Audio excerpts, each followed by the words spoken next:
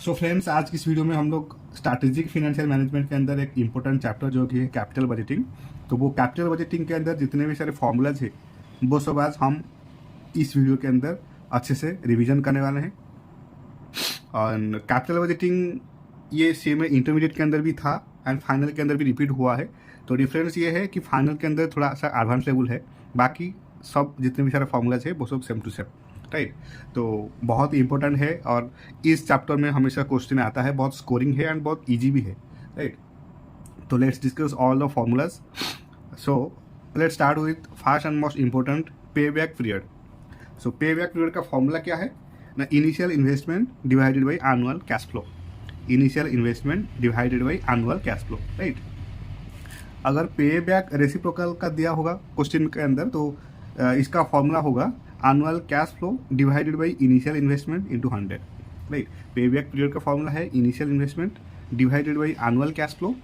But यहाँ पर पे बैक रेसिप्रोकल के केस में क्या होगा ना, ये जो एनुअल कैश फ्लो वो मतलब ऊपर आ जाएगा एंड इनिशियल इन्वेस्टमेंट नीचे आ जाएगा और मल्टीप्लाई होगा 100 के साथ, right. Now next most important term in capital budgeting is net present value. तो नेट प्रेजेंट वैल्यू कैलकुलेट करने का फॉर्मूला क्या है ना, present value of inflows minus initial investment. Present value of inflows minus initial investment और you can से initial आउटलेस। यहाँ पर दो कंडीशन है। एक कंडीशन ये है कि एनपीवी अगर 0 से ज़्यादा हुआ तो एक्सेप्ट करेंगे वो प्रोजेक्ट को, अगर एनपीवी 0 से लेस हुआ तो वो प्रोजेक्ट को रिजेक्ट कर देंगे, राइट। ये बहुत इंपॉर्टेंट टर्म्स है, इसको याद रखना है कि एनपीवी अगर 0 से ग्रेटर देन हुआ तो एक्सेप्ट करेंगे द प्रोजेक्ट एंड अगर एनपीवी 0 से लेस हुआ तो वो प्रोजेक्ट को रिजेक्ट कर देंगे। Very simple. Then profitability index. Profitability index का फॉर्मूला क्या है ना, present value of inflows divided by initial outlay or you can say 1 plus NPV divided by initial outlay. Initial outlay also called initial investment, right. तो profitability index का formula है PV of inflows that is present value of inflows divided by initial outlay or you can say 1 plus NPV divided by initial outlay.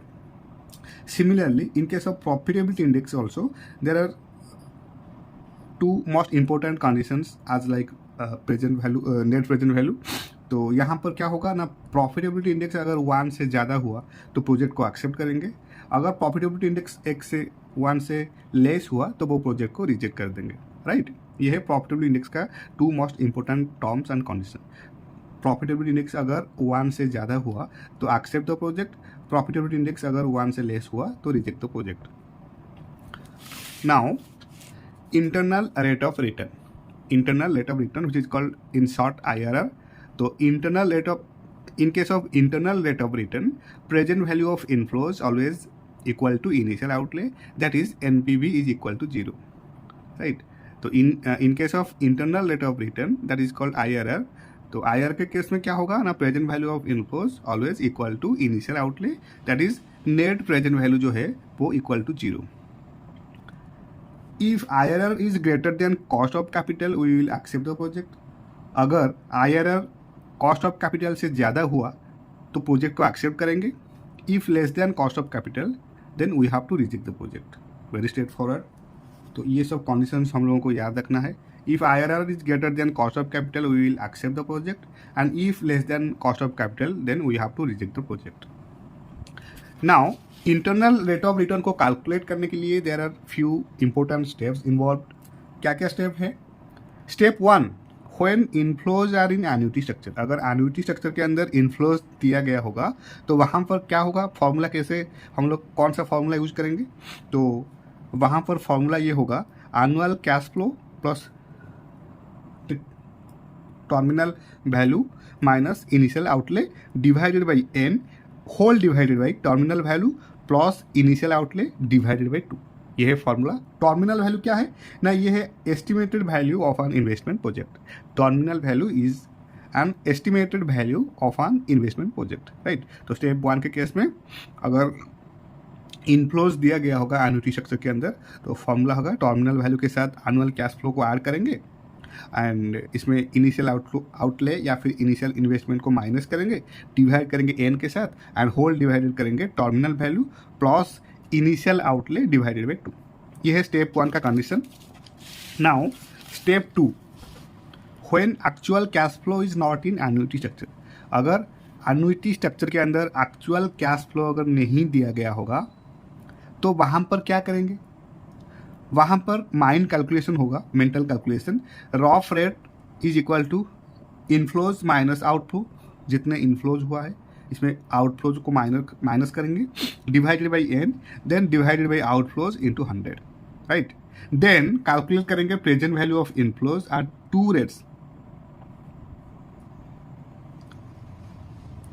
2 rates, and the 2 rates should lead to a little higher and a little lower। वो जो 2 rates हम लोग calculate करेंगे वो क्या होगा, little higher and a little lower value then the initial investment, right.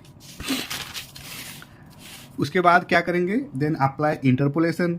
Interpolation का formula क्या है ना, R minus lower rate divided by upper rate minus lower rate is equal to initial investment minus present value at the rate lower rate divided by present value at the rate higher rate minus present value at the rate lower rate. Interpolation का formula क्या है, once again R minus lower rate divided by upper rate minus lower rate, ये है formula. तो इसको simply भाषा में कहा जाए तो R initial investment minus lower rate present value at the rate lower rate divided by present value at the rate higher rate minus present value at the rate lower rate, right. ये है internal rate of return का 2 important step. वहाँ पर कैसे हम लोग calculate करते हैं आईआरआर, वो सब फॉलो करना है step 1 step 2 wise. And now comes to accounting rate of return. Accounting rate of return, तो अकाउंटिंग रेट ऑफ रिटर्न का formula straightforward very easy. इसका फॉर्मूला है average profit after tax divided by investment into 100। Average profit after tax which is called PAT divided by investment into 100, right. And average अगर question में दिया गया होगा कि calculate करो average ARR, that is average accounting rate of return, then in that case formula होगा average PAT divided by average investment into 100, right. Very simple. यहाँ पर सिर्फ इन्वेस्टमेंट डिवाइड होता था, लेकिन एवरेज ARR के केस में एवरेज इन्वेस्टमेंट डिवाइड होगा, इतना ही फर्क। Now comes to some special cases. Special cases क्या है ना, लाइफ डिस्पैरिटी के केस हुआ तो कैलकुलेट करेंगे equivalent annual cash flow, that is called EACF in short. EACF in short, तो EACF का फॉर्मूला अगेन क्या है ना, NPV के साथ डिवाइड करेंगे present value of interest factor. NPV और NPV के साथ डिवाइड करेंगे present value of interest factor, right. Then capital rationing. Capital rationing की केस में क्या होगा ना, प्रॉफिटेबिलिटी इंडेक्स को यूज करेंगे टू रैंक द प्रोजेक्ट। एक प्रोजेक्ट को रैंक देने के लिए प्रॉफिटेबिलिटी इंडेक्स को यूज करेंगे एंड एलोकेट करेंगे capital accordingly and judiciously. Allocate करेंगे कैपिटल को accordingly and also judiciously, right. तो ये है कैपिटल बजटिंग के अंदर all the formulas which are need to be revise, which are need to be remember very well so that we can easily solve any question in examination, right? So this is it all about from my side. Thank you so much.